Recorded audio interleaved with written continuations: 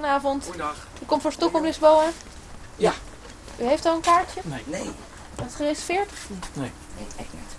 Het is 12,50 per kaartje voor de 25 €. Nou, het liep niet zo heel erg storm, dus we hoopten op mooi weer dat mensen nog aanlopen. Er waren aanvankelijk maar 7 kaarten gereserveerd of verkocht al van tevoren. Maar we hebben inmiddels zijn er al 10 mensen extra binnen die gewoon hier nog een kaartje hebben gekocht. Dat aantal wordt nog aangevuld met zo'n 30 vrijwilligers die het bosk van IP onderhouden. Ze mij er vergeet zien. Zo bedoelt de teller hing in op nog geen 50 belangstellenden. Ze sjoggen een prachtig optreden van een van Friesland onbekende volkgroep uit Portugal en Zweden.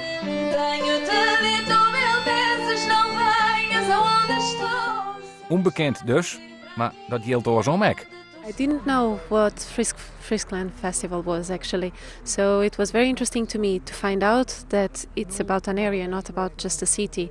So it makes it very interesting and also very rich. As I found out, you don't have just music, also theaters and exhibitions. So it's really rich and very interesting. And I would like us in Portugal to have a festival like that.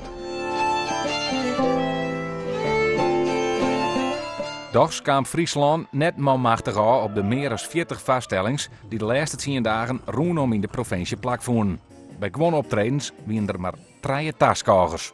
In Tietjerk is troubadour Doer de Veenman een van de bezoekers. Waarom denkt hij dat het Friesk Festival maar libbet bij een select zelfskip? Misschien de PR van tevoren toch wat oors. Dus ik weet het oors ook net. Want misschien op een andere manier de mensen erbij belutsen, hebben wel in het stadium, maar ze hebben het in de lokale instanties. Ik ben een hoop mensen die weten direct net van wat er al hier is. Ik denk dat het ook kan komen dat er heel veel is nu. En er zijn zoveel verschillende voorstellingen mogelijk dat mensen toch moeten kiezen. De organisatie had de Boedelandse artiesten deze jong vastgehouden dat het geen volle bak is. Dags vinden de muzikanten het optreden slagen. It's good.